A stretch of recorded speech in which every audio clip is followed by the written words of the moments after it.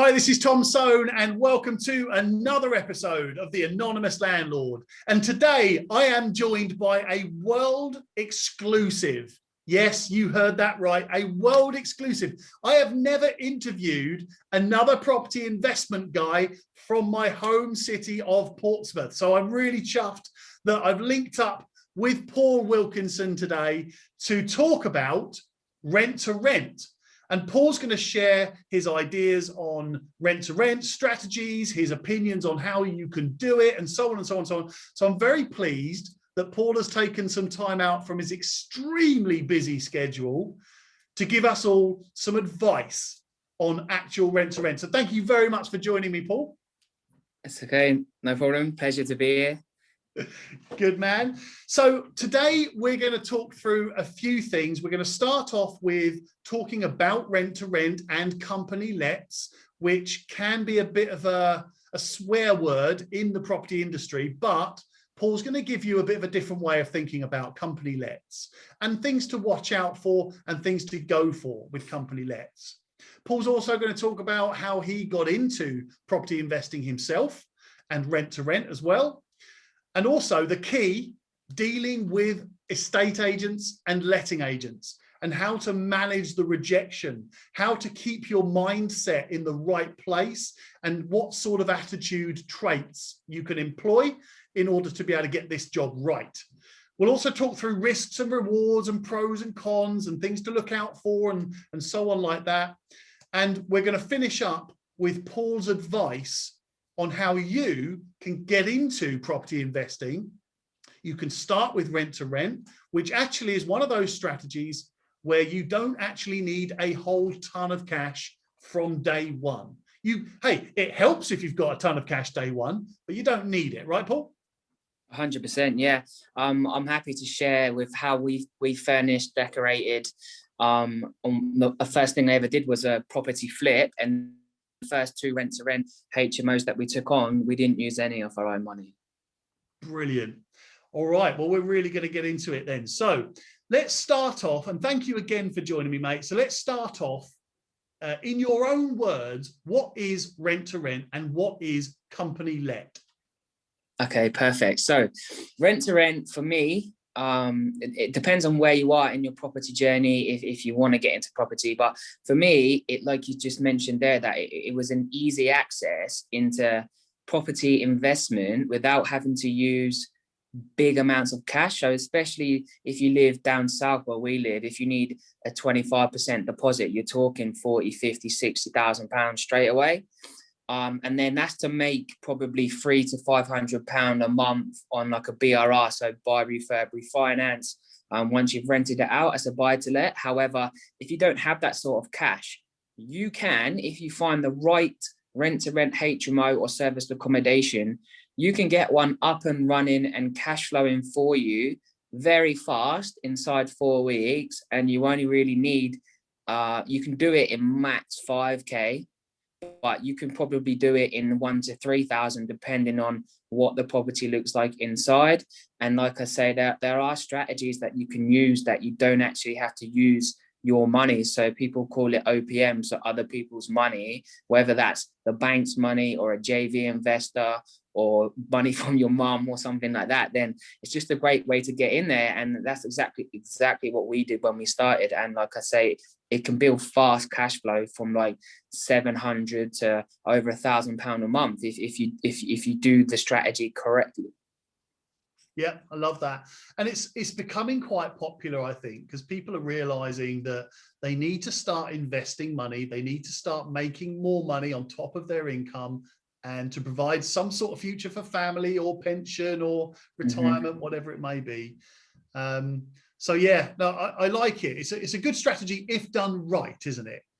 100%. Like this, any business though, like if it's done wrong, then it's not going to be profitable. And if you're not making profit, it all of a sudden it's not a strategy, it's not an investment, it's a hobby. So you're doing this podcast, I don't know if you have adverts or anything like that, but so this is more of a hobby because you probably aren't making money from it. But there's no point in starting any business. Like, what's your end goal if you're not going to make money from it? And to be honest, same as a letting agent. If you don't make money from it, you can't guarantee the rent, you can't provide the service. So if you don't do it right, you're not going to be there for very long. And that's probably why company let does have a bad name to a lot of agents, because people don't do it right. They offer way too much rent. All of a sudden they got one room empty, they can't afford it, and then they go bust. And it really is a business mentality, isn't it? You've really got to look after your expenditure, and you've got 100%. To make profit. Otherwise you don't have a business. And it's like a lot of property investing, really, isn't it? Because the only thing really that should change is your offer, is the amount you either buy that property for or rent that property for, right? Yeah. So similar to every strategy is the end goal. So in most strategies, you make your money on your exit, not your entry. So if you can see what you're going to potentially get once you've paid the landlord, paid your bills, paid your Wi-Fi, paid your cleaner, what am I left with? Okay, great. And then that end result tells you what you can offer. Don't offer and then work it out and then offer. So like reverse engineer it. Otherwise, like there's always things that you just don't foresee, especially when you take something on like some damp. As you know, in Portsmouth, a lot of these terrace houses in Southsea, under the front bay window, always condensation, always damp. And that's something that you just learn as you're doing it. So there's always things that you have to look out for, but you can't foresee everything, but you have to do your best to know that, like I say, the end result, to then that will give you your figure that you can offer. And you have to go by maths, not by emotion. So if it's got nice curtains and an ensuite, don't offer that over the asking price because it looks great. You have to go by your numbers. Yeah, that's really sound advice. And I think, you know what, a lot of people, you'll probably know these sorts of people that they'll go in, they'll like the property and they'll just offer and offer and offer, and they'll keep increasing their offer and increasing their offer just to get the deal. And then they get the deal and they pay too much, and then that's it. And that to me also, that will come down to your fault and the landlord, because can you raise it? Can you raise it? Oh, I've got another company that's offered. I don't know if you're telling the truth. We're all negotiating. And it just comes down to taking the emotion out, because I've trained a lot of people, and everybody that I see, like people are now making £400-500 a month profit when all the rooms are full on a rent-to-rent HMO. And then I'm saying, whoa, that's way too low. One room empty. So you want to be aiming for like £750 to £1,000, but it's harder to get the deal because you're getting undercut or they're offering more than you. However, a lot of people that I've seen, they're just doing it, like you say, to do a Facebook post. Hey, look how well I'm doing. However, it's a business. So you just have to be really, really careful and just take emotion out of it. Yeah, I absolutely agree with that. Yeah, really good advice there, mate. Thank you very much. And we'll talk about company lets now, because that seems to be a bit of a muddy word in some circles. However, I'd like to get your opinion on that. Yeah, so I fully understand. And listen, if you're going to get into this game, and if you source deals yourself, which you don't have to, you can find people like me to find them for you. However, if you're going to sit there and source deals, especially through an agent, there is so much competition. There's so many massive training companies that have just seems like they've taught the whole of England. So you're getting a lot of people that are starting up. They don't know what to say. They get nervous on the phone, and then these agents are getting bombarded every single day with the same spiel, the same speech of, would they be open to a long-term company let? How long have you been going for? So to me, that has made it's tarnished the name of a company let, because you, at the end of the day, you're gonna get a bad tenant. You could put a family in a house and they could smash the place. They could start growing weed, stop paying rent. So nothing's perfect, nothing's a given in property, nothing's guaranteed. However, because there's so many people starting out fresh and they don't know what they're doing, they do get emotional.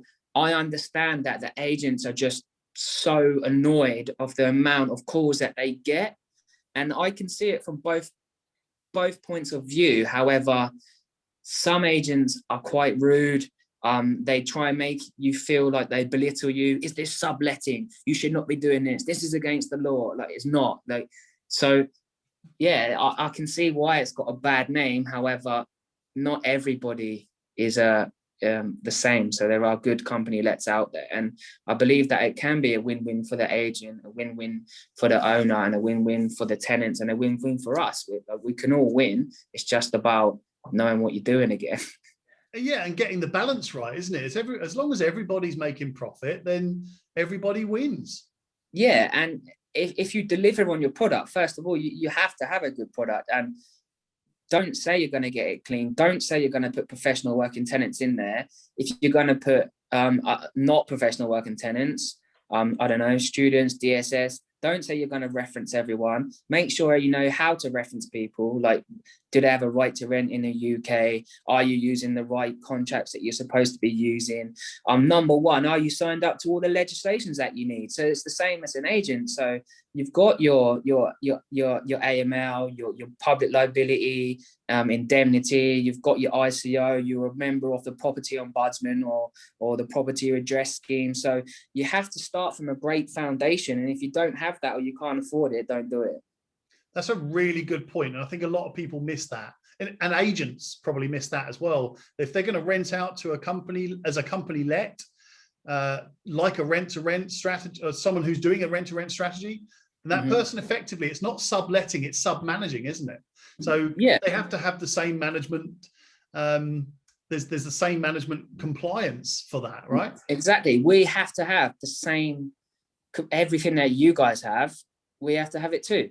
Yeah. And if that's down to you guys and the landlords to do the due diligence on that company, and then go from there. And you can offer things like personal guarantors, and every agent's different. So sometimes that being a UK homeowner will get you through. Sometimes you have to earn a certain amount, have a certain amount in savings. We don't know until we're speaking to that agent. So yeah, it's just about being transparent, I guess, and trying your best and delivering on what you say you're going to deliver. Yeah, it really is. And you know what we're really talking about, just to catch everyone up, is that what you effectively do is you offer an owner of a property a set rent. You guarantee that rent for a period of time, and then you then rent it out and manage that property for the landlord. And you make the profit. The landlord gets their profit. You make your profit in the marking up of the rent, and then you manage that property for them. Yeah. I'd say the most of the risk is on that company let. I know the landlord's got a risk that the company might be terrible. However, that company let will have to keep 5, 6, 7 rooms full for as long as they can. And if they don't, like on a rent-to-rent strategy, most of the time you're looking at your last 1.5 to 2 rooms for your profit. So if you've got a 5-bed home property, so like let's say for instance the one that I'm running in Sandringham, Rome, is a 5-bed. It's coming to the end of the 3-year contract. I can't believe how quick it's gone, to be honest. That was my first ever one.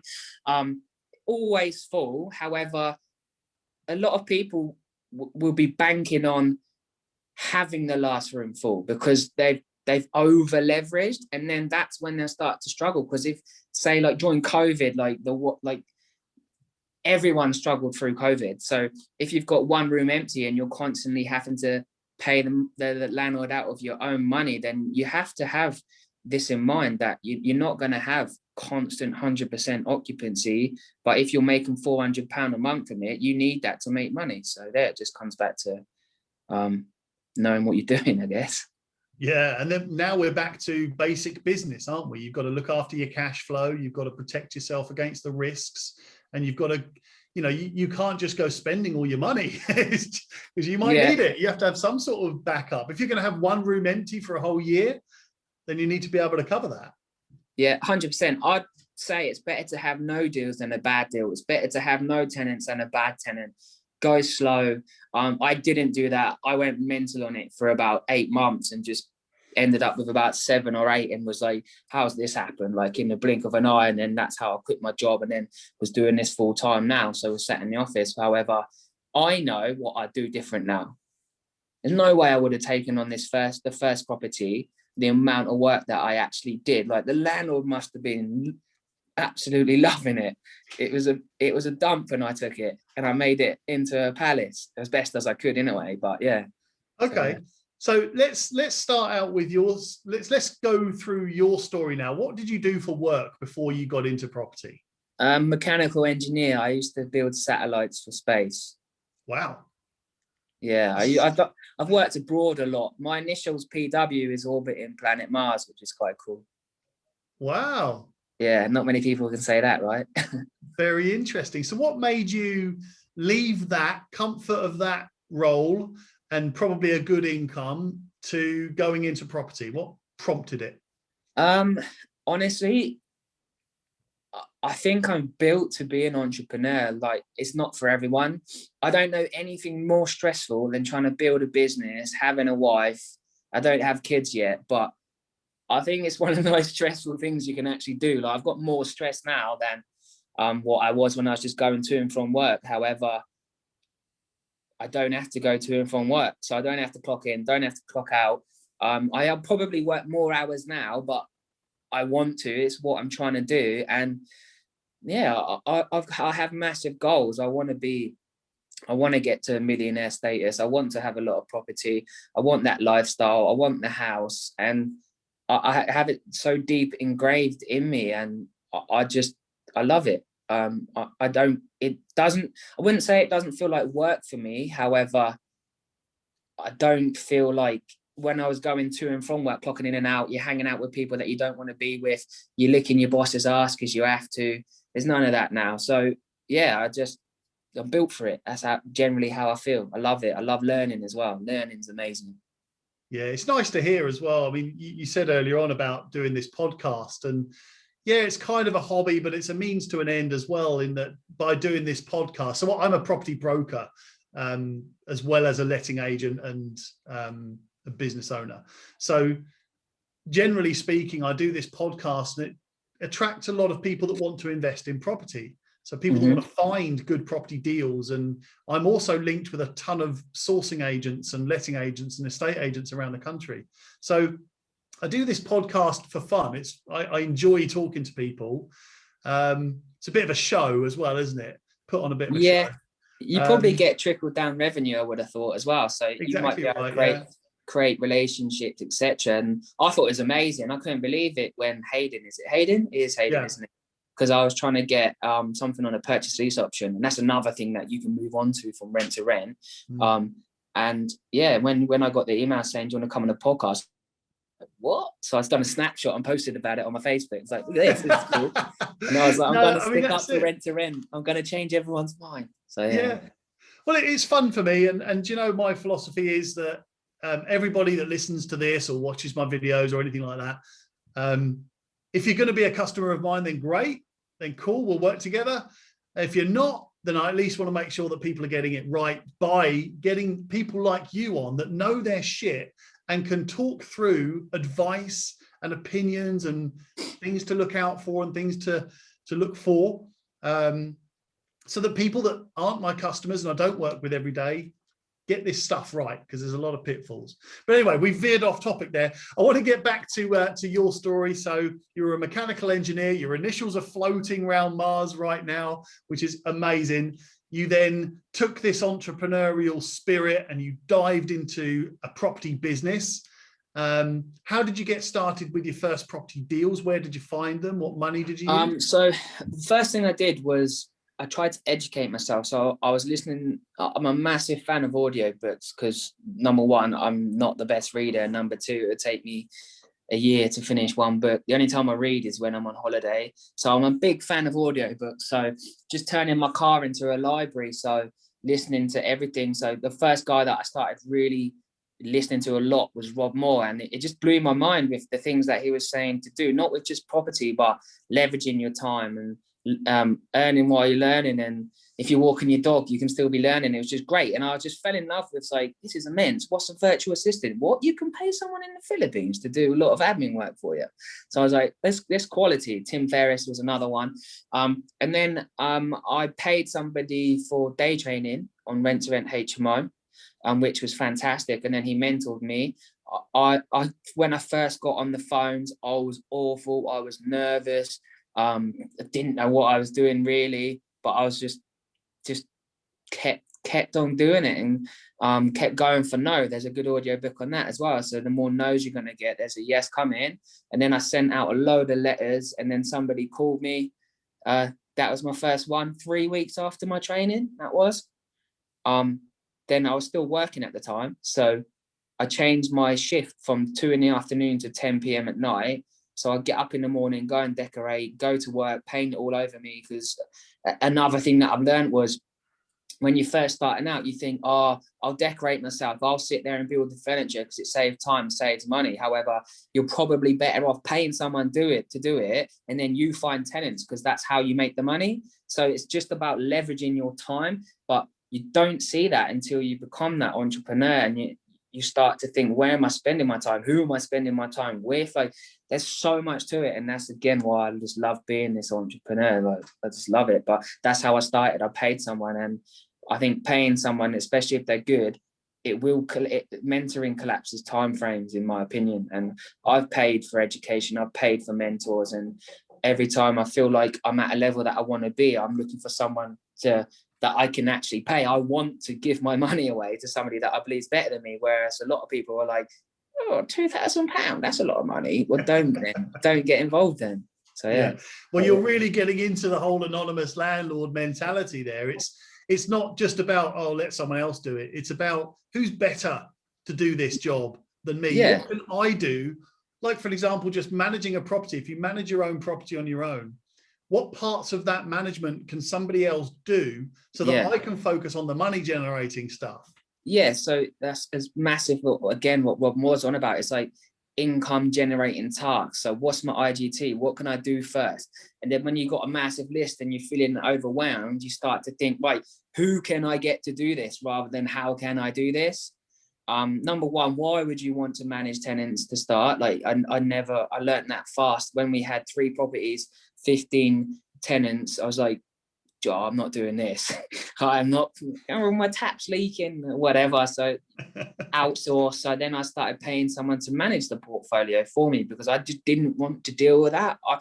I don't know if you've ever done your wealth dynamics. It's like 50 quid online, but it's so good that I came out as something called a creator, and I'm great. Like, when I'm walking my dog or driving, I hear something like an audiobook, and then my mind starts creating like how it can affect me. I start picturing stuff, and then all of a sudden I'm like, I haven't listened to the last half an hour of this book, so I'm going back. And if I'm building furniture and decorating, my mind's not being creative, and that's what I'm good at. So that's really why I started to learn. Like, I'd rather pay somebody and then try and go on to the next deal or find these tenants, because it's income generating. Well, you're in good company, mate, because Rob Moore has been on this podcast as well. I did the interview. Yeah, I did an interview with him, and hopefully I've got another interview hopefully coming up soon with Mark Homer, and hopefully another one with Rob Moore as well, where we're going to be talking about becoming an anonymous landlord, leveraging your time, income generating tasks, and so on. So you're in good company. And also, there's been quite a few people on here now, but everyone who is making it and doing well, they all started out fumbling, right? That's what you do. You sort of fiddle around. Yeah. And a lot of people will fumble around and never pull the trigger and always sit on the fence. And that's the difference. And some people need that push, that fear, because when I signed our first deal, I signed it, it's done, right, cool. And then I woke up about 3 a.m. in the morning. I woke my wife up and was just like, am I allowed to swear on this podcast? Yeah. So then I was just like, I woke her up and I was like, fuck, we've just signed up to like £1,150 every single month. What if we can't fill it? What if we can't do this? Just literally the fear running through you. And then there's nothing you can do. So people will say to ignore it, but you can't. It's there. It's an emotion. You just got to ride through it, and then just wake up the next day and try and control what you can control. So then it might work out, it might not, but you've done your best. So just get on with it. But yeah, and that's you. That was you committing to a landlord that I will pay you £1,150 a month. Yeah, exactly. So, how many months could I have gone without filling it. Not that many. I managed to get the first 4 weeks rent free, which is great. However, it's still fear. And it turns out it was the fastest we've ever filled a 5-bed HMO, which is 12 days. But I think that's probably because I was like, right, I'm doing everything possible. And now I'll probably be a bit more lazy with it. Like, I'll be fine, don't worry about it. So the fear, that's massive, and that stops people. Well, in a second, I'm going to get some advice off you for anybody that wants to get into property investing. And look, we could spend hours talking through all the training that you can do with you, and be interested to get your views on that as well. But we'll get some first steps. But before we do that, could you give me an idea of how you can deal with agents? Because obviously you're going to get a lot of your deals from agents. How can you get them? You have to know what to say. So scripting, I can see how it works. And a lot of people will say that scripts it sounds like you're reading from a script, right? But then if you look at any movie ever made, they're all scripted, but they're good at it. So it doesn't sound like a script. So let's say that I'm calling you and I say, hey, I'm calling with regards to this property in Sandringham Road. Is it still available? Yeah. Wow. Are you a student? Because this is a student property. No, I'm not a student. I'm calling to see if the owner will be interested in a long-term company let. Maybe we'll have to go and speak to the owner, and then we'll call you back. Guess what? They never call you back. Okay, fantastic. Is it possible to have your email address so I can send you a template of who we are and what we do? Go and speak to the landlord, and then I'll call you back at 4 o'clock tonight. Great. Now you've booked in the call. You've got to know the benefits on there. So it's long-term guaranteed rent. What problem can you solve for the owner and for the agent? Forget what you want. Find out the problem, solve it. And then if you're going direct to vendor, a lot of the time it will be, look, I don't care how much rent you're going to give me. Okay, I don't know, I haven't viewed it. Or if you go, because everybody knows that on a company let, you have to offer less because you need to make the money, right? Yeah. But then you're guaranteeing the rent. So you know that you're offering less. If it's up for 1,700 and you say 1,200, they go, mate, don't call me again, put the phone down. So we always say this is, so how much rent are you going to give me? How much? That's all I care about. Say, it's really hard for me to give you an exact figure over the phone because we go by room sizes, what the property looks like. So I'd love to come round and view the property first. And then once I've viewed the property, I'd make you an offer. And if both parties feel fair exchange, then we'll come to a deal. Sound fair enough? And then straight away, they will literally say, yeah, sounds fair enough, Paul. Great. When can I come round? And that thing at the end, that sound fair enough, you have to say it in that tonality. And nobody on planet Earth, when somebody says to you, that sound fair enough? They go, no, it doesn't. It just doesn't happen. So how much rent are you going to give me?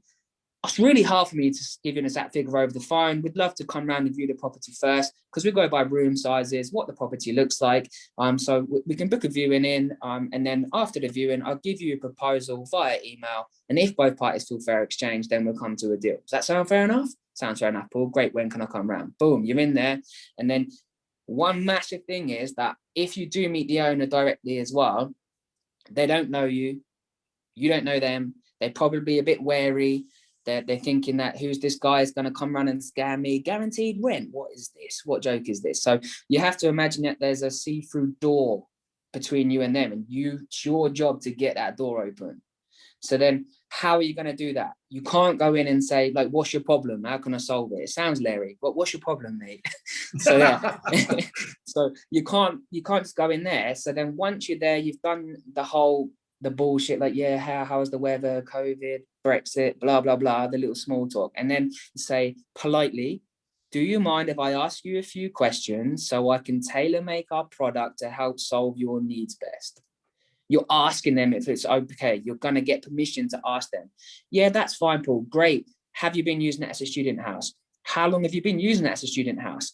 And then they're going to say, we've been doing it the last 3 years. However, they keep smashing the place up. It costs us $5,000 in refurb every month, and we're sick of the voids every 10 months. Great. Now you know their problem. Guess what you're going to do? Solve it. We don't use students. We use professional working tenants. We're going to guarantee you the rent. And then you're solving their problem. And then all of a sudden you become their problem solver, come away, make the offer, job done.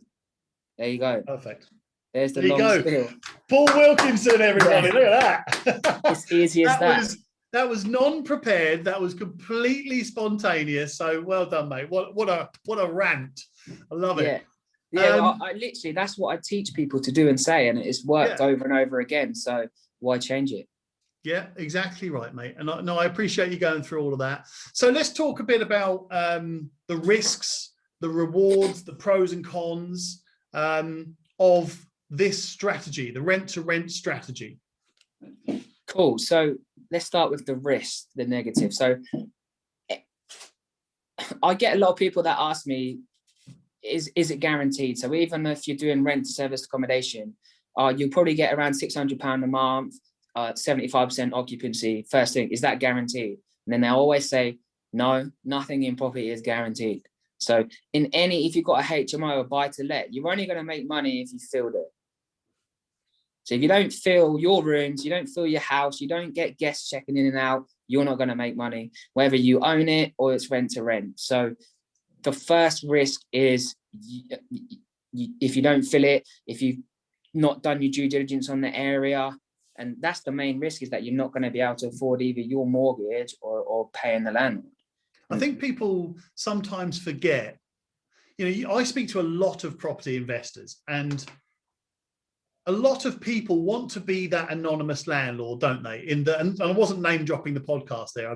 It's kind of a terminology for me, but a lot of people want to be that anonymous landlord where they've got 100 grand, they invest it in property, and then they sit back and just go, right, that is risk-free. That's going to make me profit now, guaranteed forever, no problems.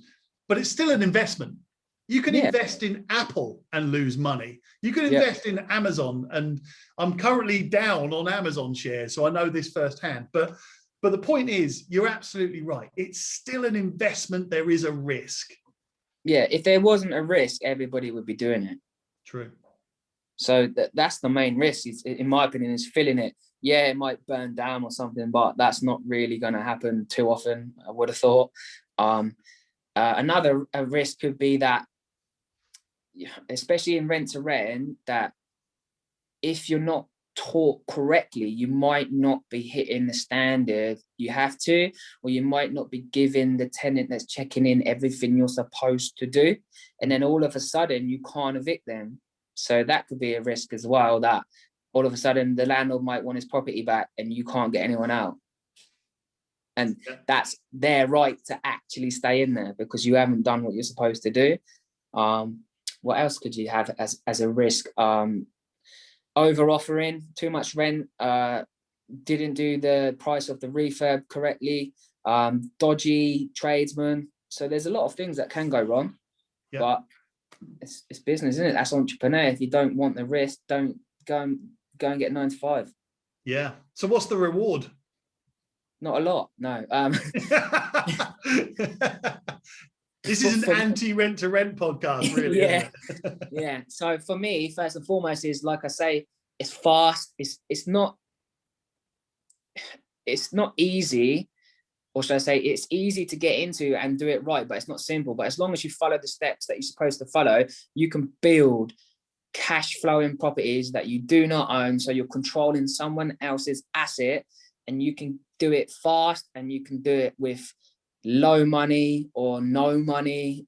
So if you are starting out, or you wanted to build up a side income for a pension for your grandkids, I don't know, but if you want to do that, then you can, because you're not actually buying anything. So it's a super cool way, and I didn't even know it existed until I started educating myself and paying for education. And the first thing I saw when I saw rent to rent, I was explained, I generally thought, like, what is this bollocks? But the more you learn, and then it's just created the lifestyle that I've got. and I've traveled first class.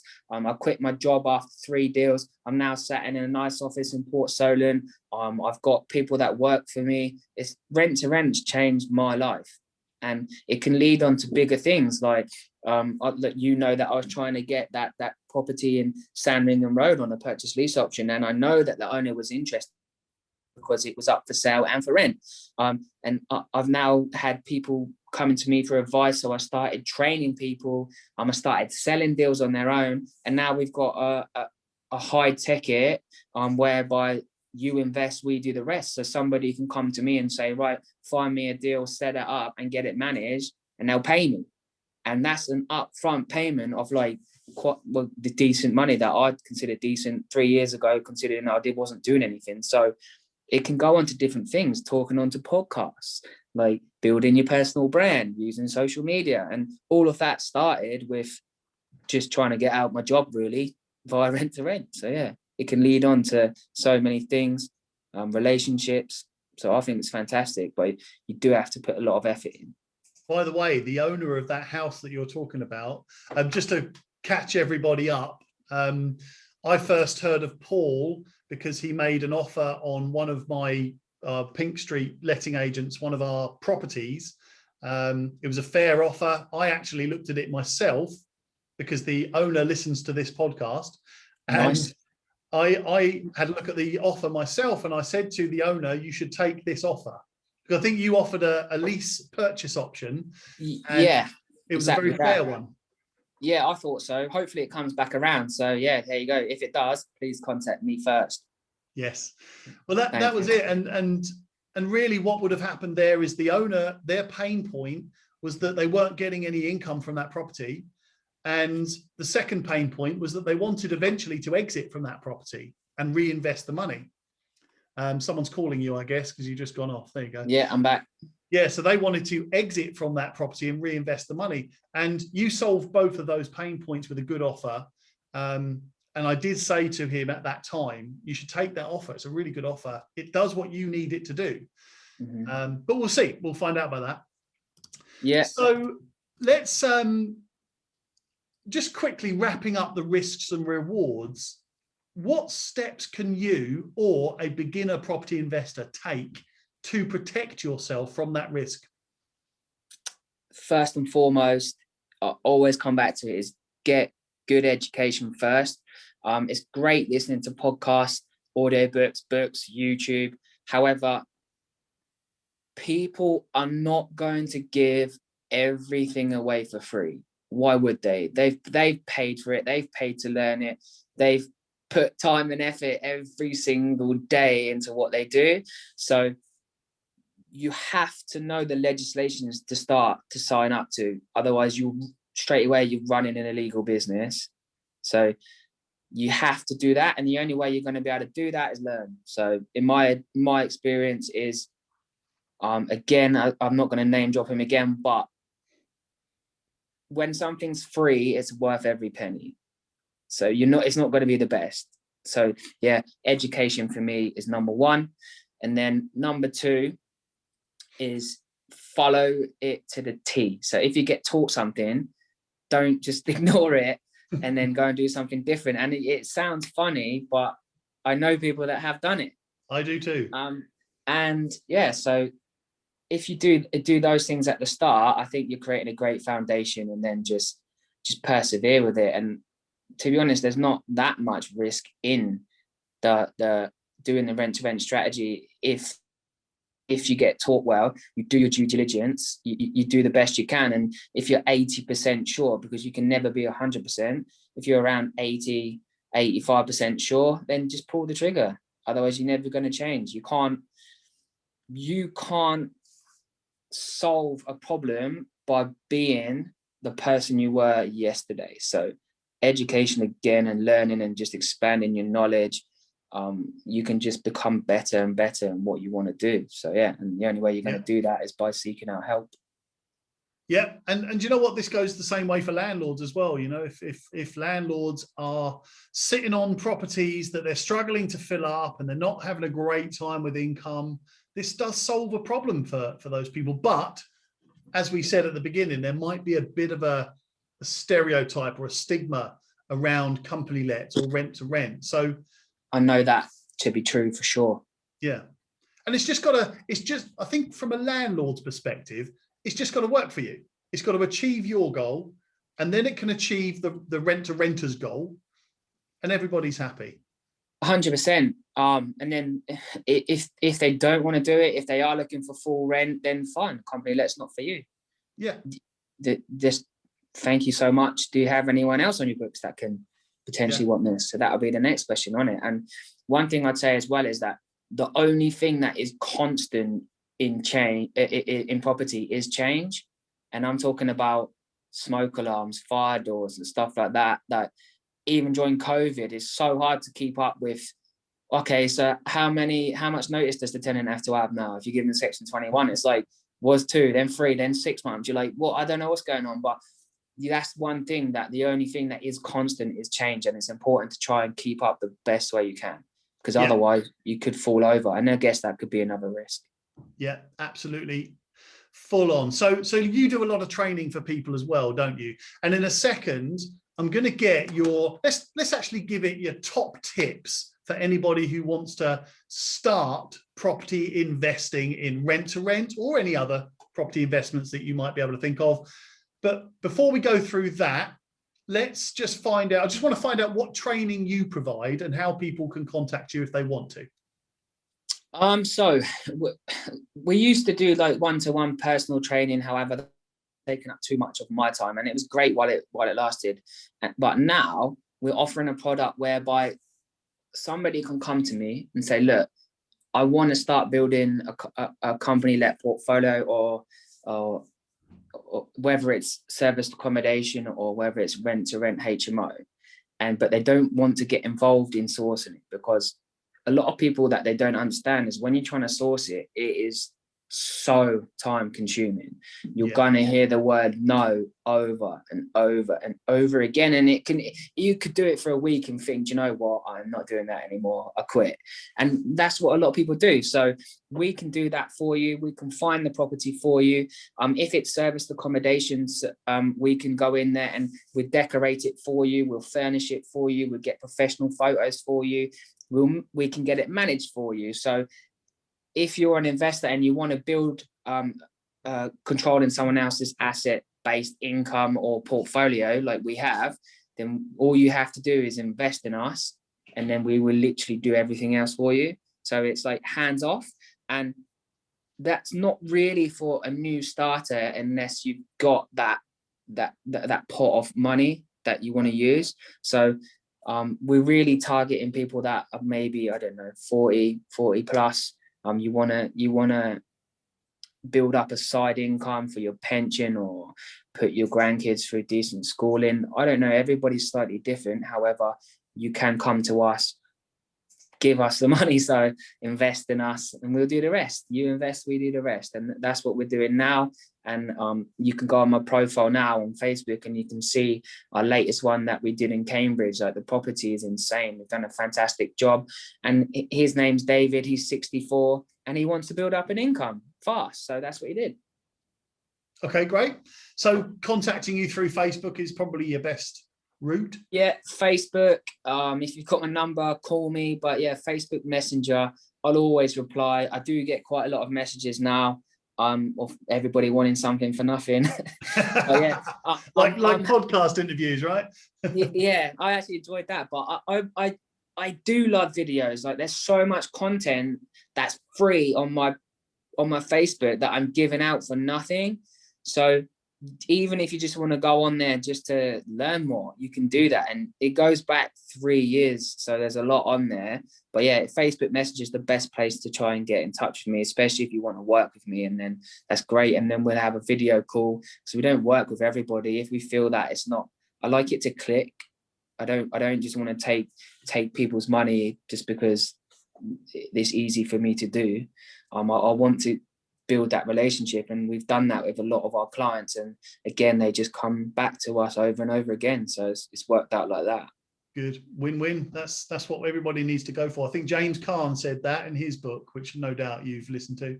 I actually haven't, no, but yeah, I can imagine him saying it. Yeah, it's a really good one. Okay, perfect. So look, let's finish up by getting from you directly from the man himself, Paul Wilkinson. How can somebody, what's your advice for somebody who's listened to this and they've said to themselves, you know what, I want to get into this. What is Paul Wilkinson's advice for that person? Number one, why do you want to get into it? So what do you want to get out of it? Are you looking to quit your job? Are you looking to put food on the table? Are you looking for more time with your kids? What do you want? And it seems like a simple question, but loads of people can't answer it. So find out exactly what you want. And then you want to see, okay, I would say, right, this is what I want. So what do I need? So I need 5K a month to quit my job, 10K a month to quit my job. Great. So what's the best strategy that I can get into that will get me there the quickest and the cheapest? Cool. Then get educated in that strategy. If you want to then do it yourself, great. Go ahead and do it yourself, but be prepared to put in the time. If you want to outsource it, find somebody that can do it all for you. And that's exactly what I did at the start. So that's the only way that I can advise people is, find out exactly what you want, why you want it, how you're going to do it, get educated in it, then roll with it. That's it. And then you scale it if you want to. Some people just want one or two. But then if you want it to be your full-time business and go on to different things, then you're going to need probably more cash, more time, and definitely more relationships. Love it. Thank you very much. So look, it's been a pleasure, Paul, and I'll wrap it up there. Any finishing words, any parting gifts you want to give anybody? Gift. I didn't think about that, giving something away. Can't think of anything. On the spot now. No, definitely on the spot. If anybody wants to get in touch, if you want to work, then just give me a message and we'll see what we can do. Not just people that want training and stuff like that, but agents, landlords. If you want your house managed, let me know. Perfect. So that's it. Hope everybody enjoyed that packed interview with Paul Wilkinson. Well, they're not really interviews, are they? They're discussions where loads of information and advice and tips are thrown in there. But I would personally say thank you ever so much for that. Loads of really good advice, really good information, very articulately presented as well, if that's the way to say it. Yeah, which is strange. It's very hard. Like all of that was off the cuff. I had no idea what you were going to ask me. So there you go. I think that's the best way. And then we really get to know you, and we get, there's no bullshit, pre-prepared bullshit, is there? Yeah, I'm big on that. I love no bullshit. I was going to do a podcast called No Bullshit Business. Good. You should do. Yeah. Again, I did get trained in that, but I didn't do anything with it. So once you start podcasting, it's difficult to stop. Yeah. I don't know why. It must be fun. But it is good fun. And I think what it is for me is you get to speak to other people because other people want to come on and share their knowledge and share their advice. So I learn, and I love learning. I'm the same as you, mate. I mean, I went for a run this morning and I had an audio book about forensic accounting. I'm such a geek. And yesterday it was, I can't remember what it was yesterday, but anyway, do you know what I mean? You learn the things that you want to do. You can't do the things if you haven't learned how to do them. So no, and like you don't get taught it in school, do you? And then if you this podcast, by the sounds of it, if you're getting these people on there that you've mentioned previously, that's immense. People will pay big money for an hour of these people's time that you're getting on here for free. Yeah, I mean, I've had quite a few. I mean, I even had Samuel Leeds on here. And funnily enough, that was my most listened to podcast, but I think that was probably for more controversial reasons than anything. Massively controversial. Like that guy, wow, the stories he must be able to tell. And one thing I must say about him is his mindset and his mental strength with some of the controversial stuff that he must have been through must be elite level strong. Yeah. Keep persevering. He comes across like that, actually. And look, people can love him, they can hate him. I don't really have an opinion on the controversial stuff, but the fact is, you're absolutely right. He does know his shit, and he is very strong-minded. He's very passionate about what he does, and you also can't deny that he's also created success in people as well. So yeah, 100%. Well, it's been an honor to even be on a podcast with these people in it. Like, you know, like imposter syndrome. I get it all the time, mate. I get it all the time. Yeah. Thanks so much for letting me come on. It's been amazing. You are welcome. Absolute pleasure. So that was Paul Wilkinson, and thank you very much for listening. And again, this is one more thing, isn't it? Because as I always say on these podcasts, if you're going to be the best version of yourself in one thing, and today it's rent to rent, then you've got to be the best version of yourself at absolutely everything you do, because one thing is everything. My name's Tom Soane, that's Paul Wilkinson, and this is the Anonymous Landlord.